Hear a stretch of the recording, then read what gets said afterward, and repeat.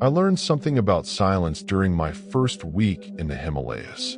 Real silence, I mean. Not the quiet of a library or the hush of a snowfall back home in Vermont. This was the silence of altitude, of thin air that couldn't carry sound properly, of a world so vast and indifferent that even your own breathing felt like an intrusion. The kind of silence that makes you understand why the Sherpas whisper their prayers instead of shouting them. My name is Dr. Marcus Hendricks, and I came to these mountains as a glaciologist, not a believer. I had spent 15 years studying ice cores, analyzing climate data, publishing papers with titles so dry they could crack. When the Institute offered me the grant to study the retreating glaciers of the Dhaulagiri Range, I saw it as the culmination of my career, not the beginning of its unraveling. I was 43 years old, divorced, childless by choice, and married only to my work. The mountains were data points. The legends were folklore. The Yeti was a cautionary tale told to tourists buying prayer flags in Kathmandu. I should have listened to those tales. The expedition began in late October, when the monsoon rains had passed, but before the deepest cold set in. My base camp sat at 4,200 meters, a collection of orange tints that looked obscenely bright against the gray and white landscape. I had two Sherpa guides, Pimba and Dorj, both experienced men who spoke little English and seemed content with my scientific obsession. They set up equipment, helped me drill core samples, and left offerings of rice and butter at small stone cairns when they thought I wasn't looking. The work was methodical. Every morning at 5, I would heat water for instant coffee on a propane stove, the blue flame the only color in the pre-dawn darkness. I would check my instruments, calibrate my equipment, and then spend 8 to 10 hours in the bitter cold, drilling into ice that hadn't seen sunlight in 10,000 years.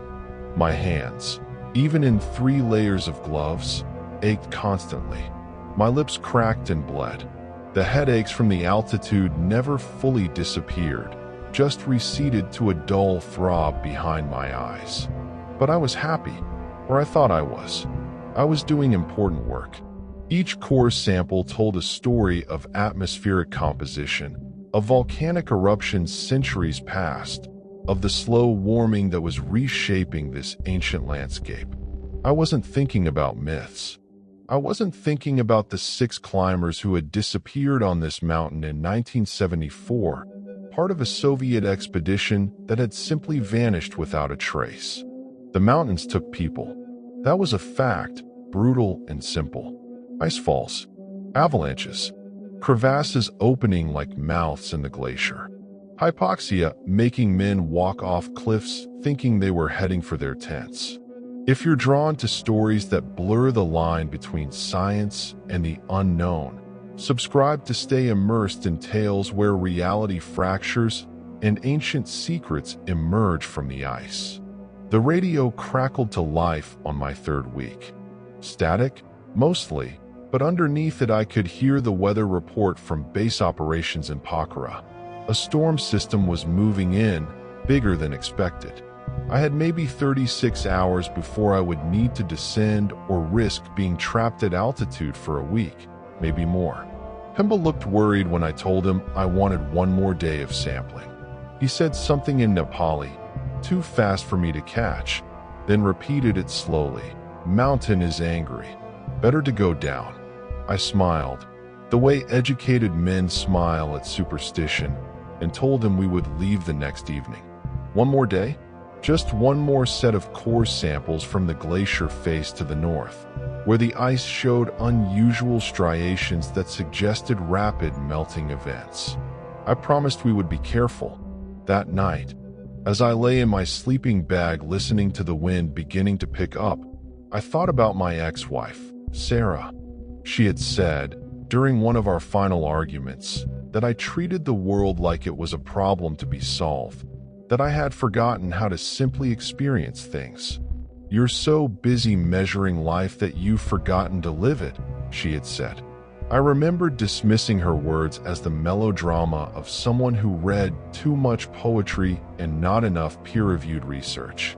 I wish I could tell her now that she was right, that some things cannot be measured, that some experiences shatter every instrument you bring to bear on them.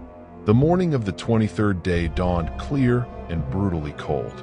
The thermometer outside my tent read -18 Celsius, and that was before accounting for wind chill. I could see my breath crystallizing in the air inside the tent, tiny diamonds of frozen moisture catching the weak sunlight. My water bottles had frozen solid overnight despite being in my sleeping bag. I had to melt snow for coffee, a process that took 40 minutes and left me impatient and jittery. Pemba and Dorj had the equipment packed by 7. We would hike 3 kilometers across the lower glacier to reach the ice face I wanted to sample, do the work, and be back by 3 in the afternoon. Plenty of time before the storm hit. The sky was a hard, pitiless blue, the kind of blue that exists only at extreme altitude where the atmosphere thins to almost nothing. Against it, the peaks rose like broken teeth, white and gray and ancient beyond human comprehension. We roped up and started across the glacier. The surface was treacherous, a maze of pressure ridges and half-concealed crevasses. Every step required attention. The crunch of crampon on ice, the whisper of nylon rope sliding through carabiners, the rasp of my own breathing, amplified by the thin air. My pack weighed 20 kilos, mostly drilling equipment and core sample containers. Each breath at this altitude was a conscious effort, my lungs working overtime to extract oxygen from air that seemed to offer nothing but cold. We had been walking for maybe an hour when Dorj stopped. He stood completely still, his head tilted slightly, listening. I came up beside him, annoyed at the delay. "What is it?" I asked. He didn't answer, just pointed to our left, toward a tumble of ice blocks that had calved off the glacier face sometime in the past year. At first, I saw nothing. Then my eyes adjusted, and I saw what had caught his attention. Tracks. Not the neat line of our own path, but something else. Something that crossed our route at an angle and disappeared into a field of broken ice. I approached them carefully, my scientific training overriding my impatience. Footprints. Large ones. Each print was roughly 40 centimeters long, broader than any human foot, pressed deep into the hard-packed snow. 5 toes were clearly visible, though the impressions were strange, almost hand-like in their formation. The stride length was enormous, nearly 2 meters between prints. "Yeti," Pemba said quietly behind me. His voice carried no humor, no irony, just a flat statement of fact. I knelt beside one of the prints, pulling off my outer glove to touch the edge. The snow was compressed, almost glazed, as if tremendous weight had pressed it down and the cold had immediately frozen it solid. I pulled out my camera and took several photographs, trying to keep my hand steady. Then I did what any scientist would do. I started looking for rational explanations. "Could be a bear," I said, though even as I spoke, I knew it was wrong. The prints were too deep, too clearly bipedal. The toes were too articulated. "No bears here," Dorj said. "Too high, too cold." I knew he was right. Brown bears rarely ventured above 3,500 meters, and we were at nearly 5,000. The prints were also too fresh. In this wind, in these temperatures, tracks would be partially filled within hours, completely obscured within a day. These looked no more than a few hours old. I stood up, scanning the ice field where the tracks disappeared. Nothing moved. The landscape was empty, sterile, a place where nothing should live. Yet something had been here. Something large enough to leave prints that made my own feet, in mountaineering boots, look like a child's. "We should go back," Pemba said. There was no fear in his voice, but there was something else. Respect, maybe, or caution. I should have listened. Instead, I pulled out my GPS unit and marked the location. "We'll report it when we get back," I said. "But we're not turning around because of tracks. We have work to do." The two Sherpas exchanged a look that I pretended not to see. We continued toward the ice face, but something had changed. The silence felt different now, heavier, like we were being observed. I kept finding myself glancing over my shoulder, scanning the ridges above us, looking for movement that never came. When we reached the ice face 40 minutes later, I threw myself into the work, setting up the drill, calibrating the depth gauge, beginning the slow, tedious process of extracting cylinders of ancient ice. The drill's motor was loud, a mechanical whine that echoed off the surrounding peaks. It was almost comforting, that sound. It was human, technological, rational. It drowned out the silence and the irrational unease that had been building in my chest since we found those tracks. We worked for 3 hours. I extracted 4 core samples, each one a perfect cylinder of compressed ice, showing the layers of accumulation like rings in a tree. In them, I could read the history of climate, of atmospheric composition, of the slow changes that had transformed this mountain over millennia. It was good work, important work. I was so focused on the samples that I almost didn't notice when Dorj grabbed my arm. He didn't speak. He just pointed. 50 meters above us, on a ridge of bare rock that jutted from the glacier, something had been built. Not naturally formed. Built. It was a structure of stones, carefully stacked in a pattern too deliberate to be accidental. The rocks varied in size from small as my fist to large as a suitcase, arranged in a rough circle maybe 3 meters across. In the center, driven into the ground, was what looked like a femur. A large femur. Human, possibly, though the size was all wrong. "We need to go," Pemba said. His voice was tight, controlled. "Now. Wait." I pulled out my camera again, zooming in on the structure. Through the viewfinder, I could see more details. The bones weren't just human. There were ribs, vertebrae, what looked like a skull, though the camera couldn't resolve it clearly at this distance. They were weathered, old, bleached white by decades of sun and snow. "Dr. Hendricks." Dorj's voice was sharp. "We go now." That's when the smell hit us. It came suddenly, carried on a shift in the wind, and it was unlike anything I had ever experienced. Imagine the worst thing you've ever smelled. Rotting meat. Sulfur. The acrid stink of an animal's musk gland. Now imagine all of that concentrated, amplified, mixed with something else, something almost chemical. It was so strong it made my eyes water, made my stomach heave. I gagged, pressing my glove against my face, but it did nothing to block the stench. The mountains hold secrets that science cannot explain. If you want to journey deeper into encounters that challenge everything we think we know, subscribe now and never miss a story. Pemba and Dorj were already packing the equipment, moving with urgent efficiency. I wanted to protest, to insist we investigate the structure, but the smell was overpowering. My scientific curiosity was being overridden by something more primal. My body was screaming at me to leave, every instinct I possessed telling me that we were in danger. We started back across the glacier, moving faster than was safe. I kept looking back at the ridge, expecting to see something, but the structure stood alone against the sky. The smell faded as we put distance between us and the ice face, but my unease only grew. My hands were shaking as I clipped into the rope, and not from cold. Halfway back to camp, Pemba stopped again. This time, he pointed down. More tracks. These crossed our path at a different angle, heading down glacier toward the valley. They were identical to the ones we had seen that morning, but there was something else. These tracks were on top of our earlier path. We had walked this route 2 hours ago, and these prints had not been here. Whatever had made them had followed us to the ice face, had watched us work. and was now heading in a different direction. I crouched beside the tracks, my mind racing through possibilities.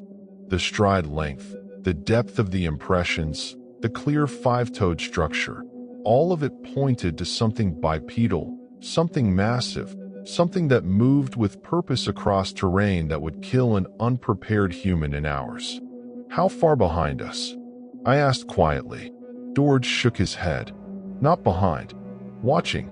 Always watching. The wind was picking up, the first tendrils of the approaching storm reaching us. The sky to the northwest was darkening, clouds boiling up over the peaks like something alive. We needed to get back to camp, needed to make the decision about whether to descend tonight or weather the storm at altitude. But all I could think about were those tracks, the structure of bones, the overwhelming smell, and the growing certainty that we were not alone on this mountain. We reached base camp as the first snowflakes began to fall, large, heavy flakes that hit the tent fabric with audible impacts. The wind was gusting now, strong enough to make the tent poles creak. Pemba and George immediately began securing everything, doubling the guy lines, piling snow around the tent bases for additional stability. I stood outside, looking back the way we had come, searching the swirling snow for movement. The radio gave us the news we didn't want to hear. The storm was intensifying faster than predicted. The pass we would need to cross to descend was already impassable. We were stuck at 4,200 meters for at least 3 days, possibly more. The Weather Service apologized for the error in forecasting, their voices crackling through miles of static. I acknowledged the transmission and switched off the radio. 3 days, trapped at altitude with whatever had left those tracks. That night, as the storm howled around us, I couldn't sleep. I kept thinking about the bone structure, about the way those stones had been deliberately placed, about the Soviet climbers who had vanished in 1974. 6 men, experienced mountaineers, equipped with the best gear the Soviet Union could provide. They had simply disappeared. Search parties had found nothing. Not bodies, not equipment, not even scattered debris. The mountains had swallowed them whole. The storm raged for 36 hours. Snow piled against the tents in drifts that reached halfway up the walls. The wind shrieked like something alive, a constant scream that made conversation impossible and sleep nearly so. I lay in my sleeping bag, drifting in and out of consciousness, my dreams filled with footprints and bones and the overwhelming smell of musk and decay. On the second morning, there was a lull. The wind dropped to a whisper, and pale sunlight filtered through the tent fabric. I unzipped the entrance and looked out at a transformed landscape. Everything was buried under fresh snow, smooth and pristine. Our equipment, carefully secured, created strange lumps in the otherwise featureless white. The mountains around us had disappeared into low cloud, making our camp feel like an island floating in nothing. Pemba was already outside, digging out the entrance to the supply tent. He looked up as I emerged, and his face was grim. "Something came in the night," he said. My heart began to pound. "What do you mean?" He led me to the perimeter of the camp, to a spot where we had piled rocks to mark our boundary. The stones had been moved, not scattered by wind, moved, rearranged into a pattern that was unmistakably deliberate. 3 stones in a row, then a gap, then 2 stones, then another gap, then 4 stones. The pattern repeated 3 times around our camp, as perfect as if someone had measured it. But there were no tracks. The fresh snow should have recorded any approach, but it was completely smooth, unmarked except by wind ripples. "How is this possible?" I asked, knowing the question was pointless. "It flies," George said from behind me. I turned to see him standing at the entrance to his tent, his expression unreadable. Or it knows how to move without leaving prints. The stories say both. I wanted to argue, to present rational explanations, but I had none. The stones had been moved. Something had been here, had circled our camp, had rearranged rocks in a deliberate pattern while we slept 20 meters away, and had left no trace of its presence except the message itself. Because it was a message, I understood that instinctively. This wasn't random. This was communication. I spent that day checking and rechecking our supplies, taking inventory of food and fuel, calculating how long we could stay at altitude if the weather didn't break. The math was uncomfortable. We had enough for maybe 10 days, assuming we rationed carefully. After that, we would be in serious trouble. But the weather wasn't my primary concern anymore. That night, as we huddled in the mess tent eating freeze-dried curry and stale chapati, I asked Pimba about the stories. The Yeti, the Abominable Snowman, the myths that tourists giggled about in Kathmandu bars.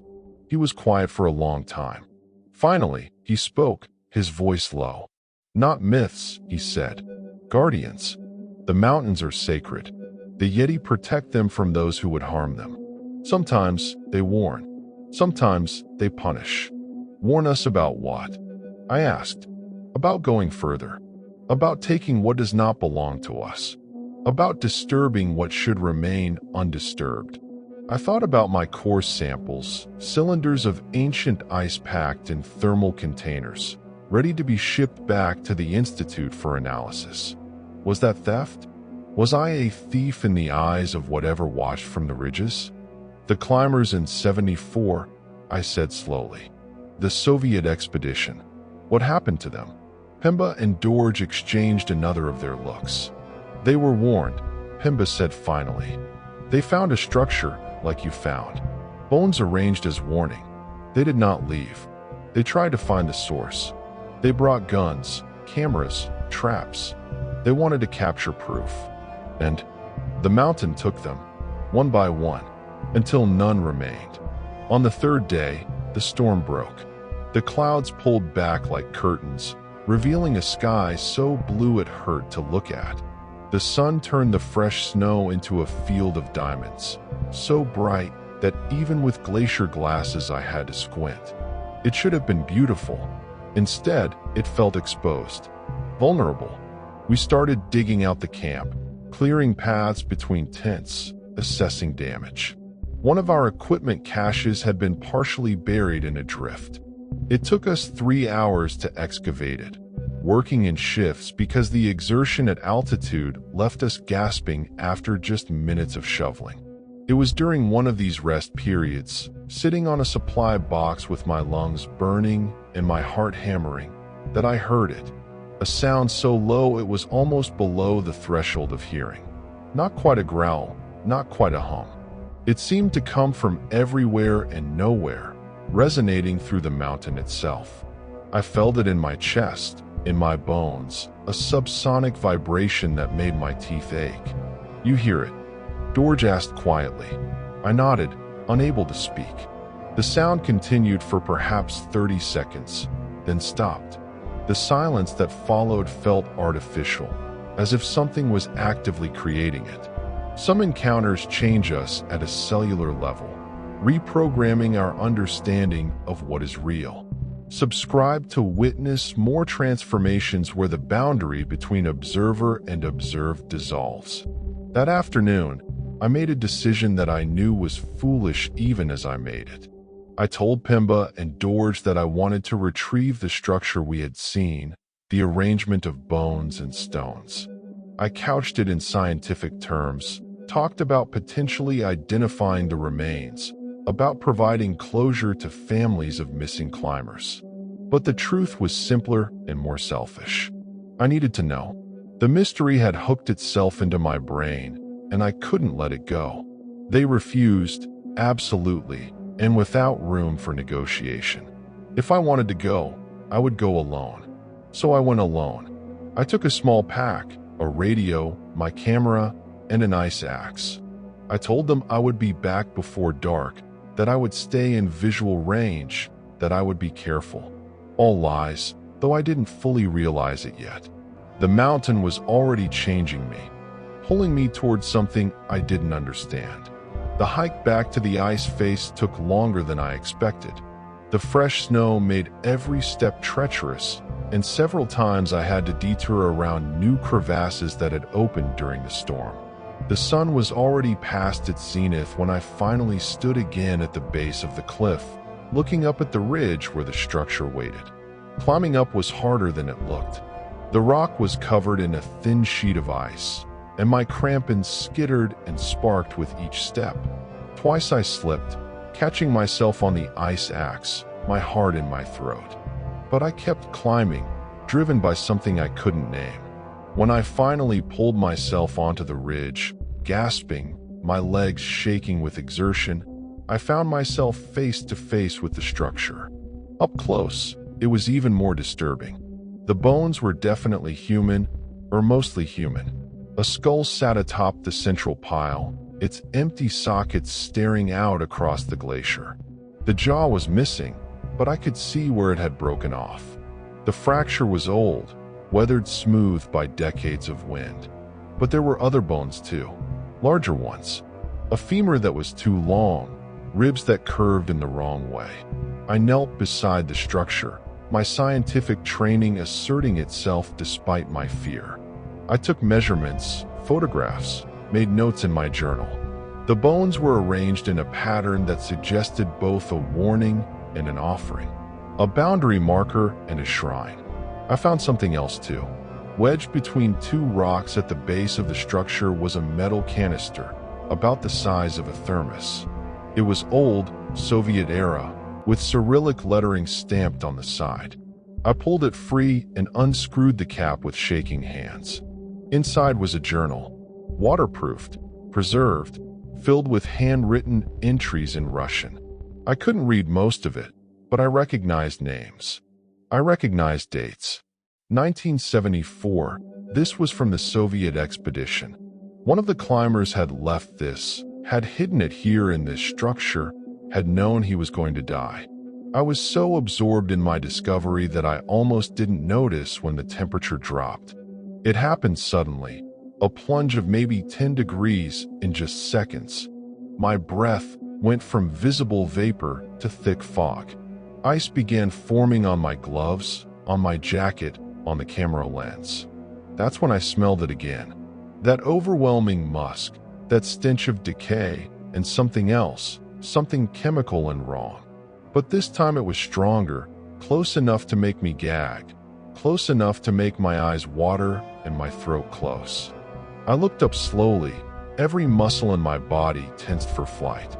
It was standing on the ridge above me, perhaps 15 meters away. I want to tell you that I got a clear look, that I can describe it with scientific precision. I cannot. My mind refused to process what my eyes were seeing. It was as if my brain was protecting itself from information it had no framework to understand. What I remember, size. It was massive, easily 2.5 meters tall, maybe more. Broad across the shoulders, but not fat. Powerful. The posture was slightly hunched, arms hanging long, but there was nothing primitive about its stance. It held itself with intelligence, with purpose. Color, not white, as the legends suggest. Gray-brown, the color of weathered stone, perfectly camouflaged against the rock. Only its movement had given it away, a shift of weight that caught my peripheral vision. Face. This is where my memory fractures. I have an impression of deep-set eyes, incredibly dark, a broad nose, a mouth that seemed too large. But when I try to fix the details, they slip away like water. The most striking thing was not its appearance, but its presence. It radiated something, an aura of age and intelligence that made my monkey brain scream at me to prostrate myself, to show submission, to acknowledge that I was in the presence of something vast and old and utterly beyond my comprehension. We stared at each other for what felt like hours, but was probably no more than 30 seconds. I couldn't move, couldn't breathe. My hand was still on the journal, the Soviet climber's final testament, and I had the insane thought that this creature knew exactly what I had found. Then it made a sound, not the subsonic rumble I had heard earlier. This was directed, specific, a series of grunts and clicks that seemed to form a pattern. Language. It was speaking to me, and impossibly, I understood it. Not the words themselves, but the meaning behind them. The emotion. It was not pleased. I was trespassing. I had taken something that was not mine. The bones were a warning, a memorial, a boundary marker. I had crossed the line. I tried to speak, to explain, to apologize. Nothing came out but a strangled whisper. The creature took a step closer. Another. It moved with impossible grace for something so large, its feet finding purchase on the icy rock with casual confidence. The smell intensified with each step, overwhelming, making spots dance in my vision. It stopped 3 meters away. I could hear its breathing now, deep and steady, completely unaffected by the altitude that had me gasping. Steam rose from its nostrils in the cold air. Its eyes, those impossibly dark eyes, held mine with an intelligence that made me want to weep. It reached out one hand. I flinched, expecting pain, expecting to be swept off the ridge and dashed on the rocks below. Instead, it touched its fingers to the journal I still held, tapping the metal canister 3 times. Then it gestured down the glacier, toward base camp. The meaning was clear. Take this and go. I nodded, a jerky, terrified motion. The creature watched me for another long moment, then turned and began to climb. Not down, but up. Vertical rock that should have been impossible without equipment. It scaled as easily as walking. Within seconds, it had disappeared over the ridgeline, and I was alone again. I don't remember climbing down from the ridge. I have a vague impression of falling the last 3 meters, landing in deep snow, scrambling to my feet and running. I ran until my lungs burned, until my legs gave out, until I collapsed in the snow and lay there gasping like a landed fish. I made it back to camp as the sun was setting, painting the peaks in shades of orange and purple that seemed obscene in their beauty. Pemba and Dorj said nothing when they saw my face, just helped me into the mess tent and pushed hot tea into my shaking hands. I must have looked like I had seen a ghost. In a way, I had. It took me 3 hours and most of a bottle of whiskey before I could tell them what had happened. They listened in silence, their faces grave but unsurprised. When I finished, Pemba simply nodded. "You were warned," he said. "Now you know." The journal lay on the table between us. In the lamplight, I could see how old it was, how carefully it had been preserved. Someone had gone to great effort to protect this, to leave a record. I picked it up, turning it over in my hands. "Can you read Russian?" I asked Dorj. He shook his head. "But I know someone in Kathmandu who can," Pemba said. "When we get down." If we get down, I thought but didn't say. That night, I couldn't sleep. Every sound made me start, made me reach for my flashlight. The tent fabric rustling in the wind became footsteps. The creak of the poles became breathing. I lay in my sleeping bag, staring at the ceiling, replaying the encounter over and over. What had I seen? My rational mind tried to categorize it, to fit it into known frameworks. A bear, an optical illusion, a hallucination brought on by altitude and stress. But none of these explanations satisfied. I had been 3 meters away from something that should not exist, had looked into eyes that held an intelligence that made my academic achievements feel like a child's scribbles. The moment we realize we're not the apex of intelligence on this planet, everything changes. Subscribe to explore more encounters that shatter our carefully constructed worldviews. Around midnight, I gave up on sleep and lit my stove to melt snow for coffee. I pulled out my field notebook and began to write, trying to capture everything while the memories were still fresh. The size of it, the way it moved, the sound of its voice, the gesture that told me to leave. But most of all, I wrote about its eyes, about the sadness I had seen there, the weariness. This was not a monster. This was a guardian, as Pemba had said. A protector of a place that was being slowly destroyed by people like me, scientists with their drills and their samples and their absolute certainty that knowledge was worth any cost. I thought about Sarah again, about her accusation that I measured instead of experiencing. She had been right. I had come to this mountain with instruments and hypotheses, seeing data where I should have seen sacredness. The ice cores I had taken were not just samples. They were pieces of something ancient, fragments of history that perhaps should have been left undisturbed. The journal seemed to glow in the lamplight, demanding my attention. I picked it up again, carefully opening it to the first page. The handwriting was neat, precise, the work of someone trained in careful documentation. At the top of the first page was a name, Dmitry Volkov, and a date, October 3rd, 1974. I couldn't read the words, but I could see the dates. I flipped through the pages, watching the entries progress. October 5th, October 10th, October 18th. The handwriting grew progressively more erratic, the pages stained with what might have been water or melted snow or possibly tears. The final entry was dated October 29th, 1974. The handwriting was barely legible, slashing across the page with desperate urgency. I stared at it helplessly, wishing I could read Russian, wishing I could know what Dmitry Volkov had experienced in his final hours. There was something else in the journal, wedged between the last pages. A photograph. I pulled it out carefully, holding it up to the lamp. 6 men stood in front of a Soviet flag, all wearing identical climbing suits. They looked confident, even cocky, young and strong and certain of their abilities.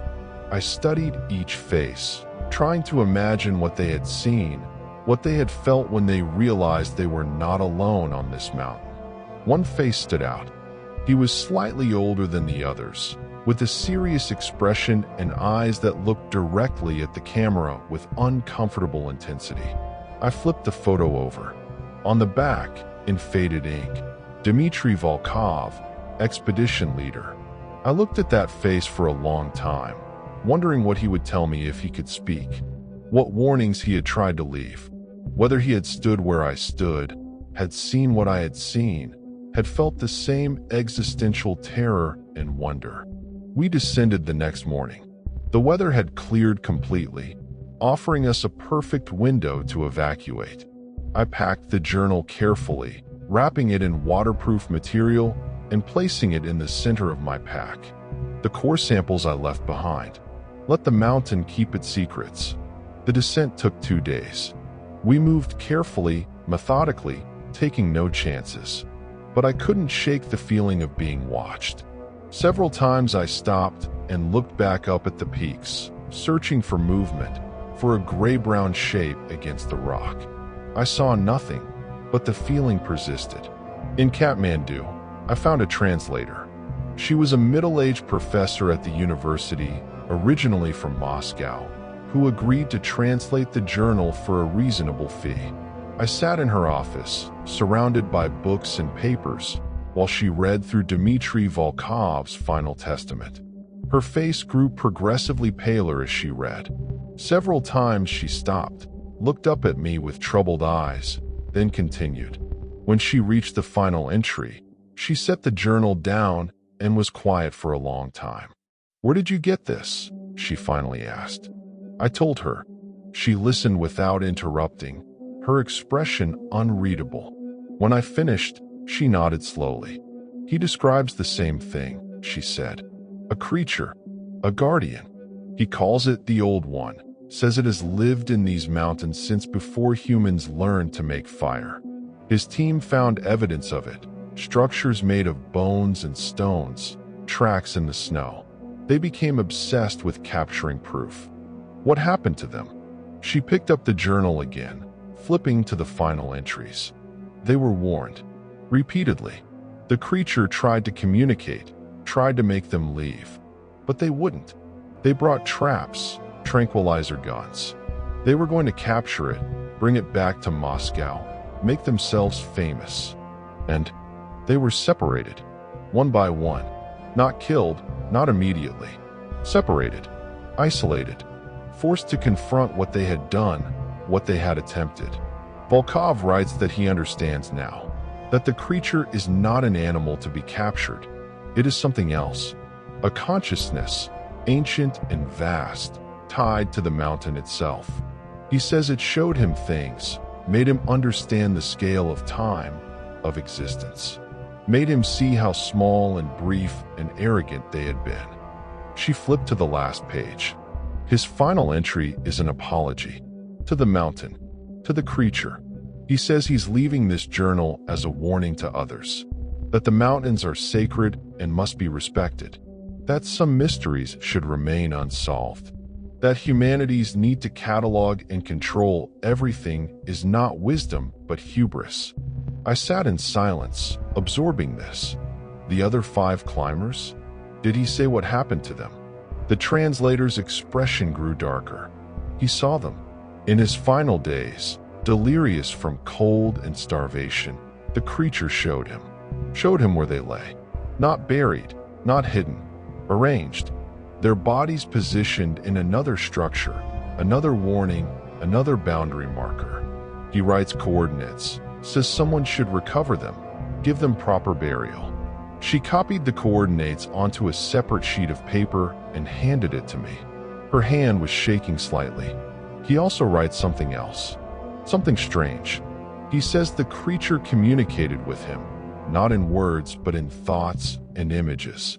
It told him that the mountains are dying, that humans are killing them with their machines and their greed, that soon there will be no more sacred places, no more wilderness, no more mysteries.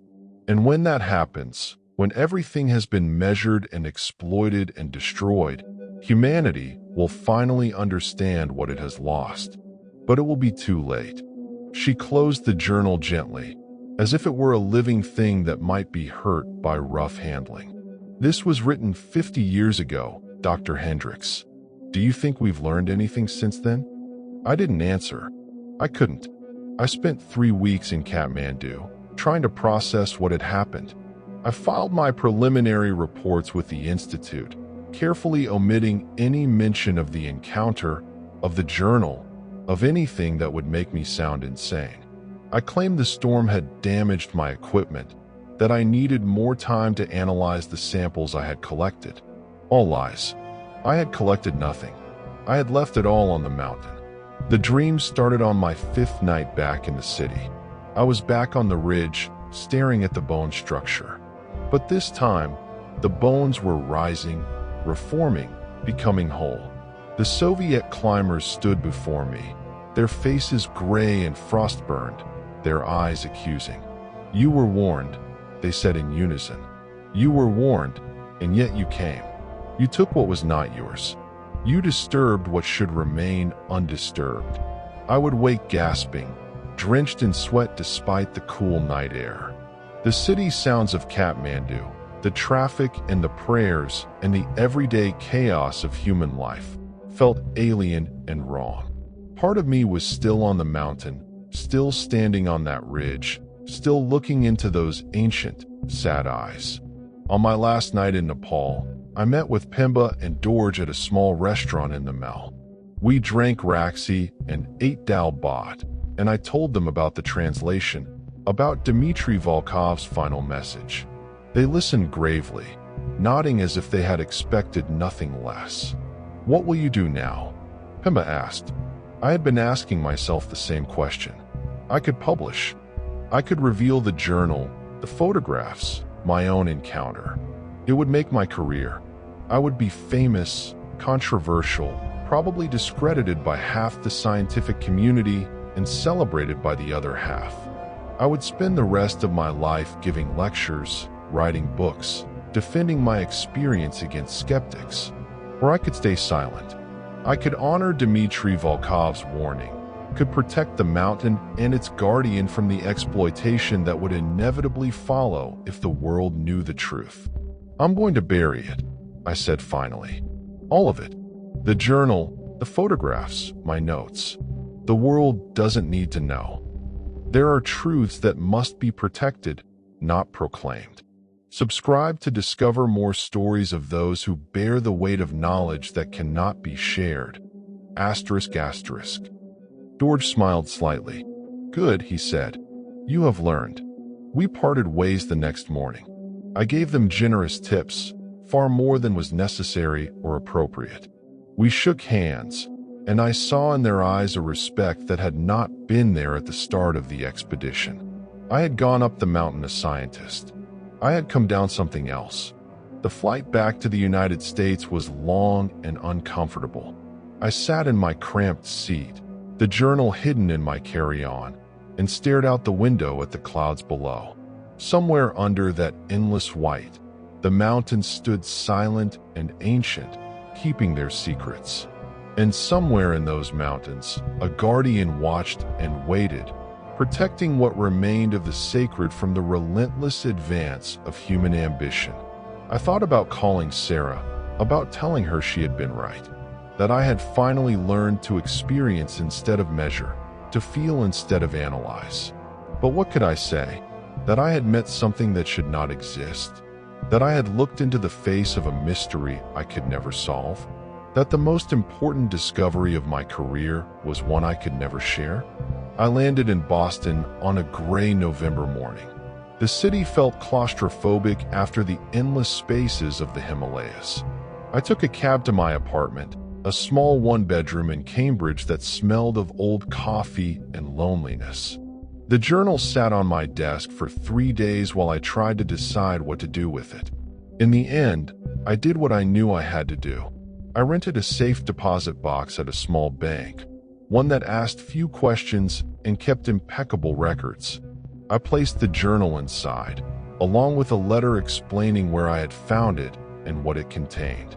Instructions for what should be done if anything happened to me, and a request that it remain sealed for at least 50 years, until everyone who had known the Soviet climbers was gone, until the pain of their loss had faded into history. I signed the papers, received my key, and walked out into the cold autumn air feeling lighter than I had in weeks. 5 years have passed since I descended from the Dhaulagiri range. 5 years since I looked into the eyes of something that should not exist and felt the weight of its ancient judgment. I have not returned to the Himalayas, though I dream of the mountains every night. My career did not flourish after that expedition. Without the core samples, without publishable data, my grant application was rejected. The Institute politely suggested I might want to pursue other opportunities. I teach now at a small college in Vermont, introducing undergraduate students to the basics of glaciology. It is humble work, far from the cutting edge of my field, but it is honest work. I am a better teacher than I was a researcher. I have learned to convey not just facts, but wonder, not just data, but respect. I tell my students about the mountains, about the ancient ice and the stories it tells. But I also tell them about limits, about the importance of knowing when to step back, when to leave mysteries unsolved. They think I am eccentric, probably. Some of them humor me, nodding politely while they check their phones. But others listen, really listen, and I see in their eyes the beginning of understanding. That science without ethics is dangerous. That knowledge without wisdom is destructive. That there are some questions that should not be answered, some boundaries that should not be crossed. I have begun to correspond with families of the Soviet climbers. It took years to track them down, children and siblings and aged parents who had never known what happened to their loved ones. I told them, carefully and gently, that I had found evidence of the expedition, that I believed I knew where the climbers' remains lay. I did not mention the journal. I did not mention what guarded those remains. 3 of the families have asked me to organize a recovery expedition, to bring their loved ones home for proper burial. I have told them I will try, though I know I will not. Some graves should not be disturbed. Some memorials are not meant for us. The coordinates Dmitry Volkov left haunt me. I have them memorized, have traced them on maps 100 times. The location is remote, high, difficult to reach. It would take weeks to organize an expedition, thousands of dollars in equipment and permits. It would require disturbing the mountain, intruding again on sacred ground. I have decided to leave them there. The Soviet climbers have become part of the mountain now, part of the structure of bones and stones that marks the boundary between the human world and something older. They serve as a warning, just as Volkov intended. Their sacrifice, their hubris, their final understanding, all of it has meaning where they lie. Sometimes, late at night, I pull out my own journal from that expedition. I read my notes, my observations, my desperate attempts to capture in words what I experienced. It all feels inadequate, like trying to describe music to someone who has never heard sound. The one thing I wrote that still rings true is this. I went to the mountains seeking answers. I found only better questions. I went seeking to measure and control. I learned only humility. I went believing humanity was the pinnacle of intelligence, the rightful inheritor of the earth. I discovered we are children, arrogant and destructive, playing in a world we do not understand and cannot control. I have not spoken to Sarah since before the expedition. I hear she remarried, has children now, teaches poetry at a university in California. I am happy for her. She deserves better than what I could give her, which was only my absence, my obsession with work, my need to quantify everything. But I understand now what she was trying to tell me. Life is not a problem to be solved. It is an experience to be lived, a mystery to be honored. The greatest truths cannot be measured or captured or published. They can only be felt and remembered and protected. Last week, I received a package. No return address, postmarked from Nepal. Inside was a photograph. It showed a ridge of rock jutting from a glacier, and on that ridge, a structure of stones and bones. But the structure was different from how I remembered it. The bones had been rearranged, the stones moved. The pattern was new, though still clearly deliberate. The message was clear: the guardian is still there, still watching, still protecting, and I am still remembered. I keep that photograph on my desk now, next to a picture of the Soviet climbing team in their moment of youthful confidence. I look at them every day, these men who thought they could conquer anything, who learned too late that some things cannot and should not be conquered. In my bottom desk drawer, wrapped in protective cloth, I keep one more artifact. A single stone I picked up from the base of the structure on my final visit to the ridge before the creature appeared. It is unremarkable, gray and weathered, no different from 1,000 other stones on that mountain.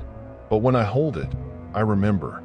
I remember the smell of musk and decay, the subsonic rumble, the eyes that held intelligence beyond human measure. I remember the warning: some places are not for us. Some secrets must remain secret. Some guardians must remain unconfirmed, unknown, protected from the spotlights and cameras and endless human hunger for spectacle. The world is smaller now than it was 50 years ago when Dmitry Volkov made his final climb. The glaciers are melting. The mountains are shrinking. The sacred places are being mapped and measured and monetized. Tourists summit Everest by the hundreds, leaving trash and bodies in their wake. Drones photograph the remotest valleys. Satellites catalog every square meter of the Earth's surface. Soon there will be nowhere left that is truly wild. Nowhere that has not been tagged and analyzed and converted into data. And when that happens, when every mystery has been solved and every guardian has been captured or killed or driven into extinction, we will look around at our completely understood, completely controlled, completely sterile world and realize what we have lost. But it will be too late. This is why I keep my silence. This is why I buried the journal and destroyed my notes and told my students to respect the limits of knowledge. Because some things are more important than truth. Some things are more valuable than proof. The mountain knows where the missing climbers lie. The guardian knows. And now I know. That is enough. That has to be enough. On clear nights, I stand outside my apartment and look north toward the distant mountains. I cannot see them from here, of course. Vermont's modest peaks bear no resemblance to the towering giants of the Himalayas. But I imagine them standing there in the darkness, ancient and enduring, keeping their secrets. And I imagine a gray-brown figure moving through the snow, patient and vigilant, guarding the boundary between worlds. I sleep better on those nights. The Abominable Snowman showed me where the missing climbers from the 70s lie. But more importantly, it showed me why they must remain there. Why some graves are memorials not meant to be visited. Why some warnings are written in bone and stone and must be left to stand for eternity. I was changed on that mountain. The scientist I was died there, in the thin air and the terrible cold, under the gaze of something that should not exist but does. What returned was something else, something humbler and wiser and infinitely more uncertain. I do not have answers anymore. I have only questions and respect and the memory of eyes that held more intelligence than all my degrees and publications and peer-reviewed papers combined. That is the real secret of the mountains. Not that guardians exist, but that we need them. Not that there are places we cannot go, but that there should be places we choose not to go. Not that mysteries remain unsolved, but that some mysteries are more valuable unsolved than solved. The world does not need to know what I saw. The world does not need more proof, more data, more measurements. The world needs more humility, more reverence, more willingness to accept that we are not the pinnacle of creation, but merely one species among many, stumbling through existence with equal parts brilliance and foolishness. I have become a guardian of sorts myself, a keeper of secrets, a protector of mystery. It is not the career I imagined for myself, but it is the one I chose when I walked down from that mountain and left my samples behind. Some prices are worth paying. Some sacrifices are necessary. Some knowledge is a burden, not a gift. I carry that burden now, willingly, gratefully, because someone has to. The greatest truths we can hold are often those we cannot share. Thank you for walking this journey into the unknown with me.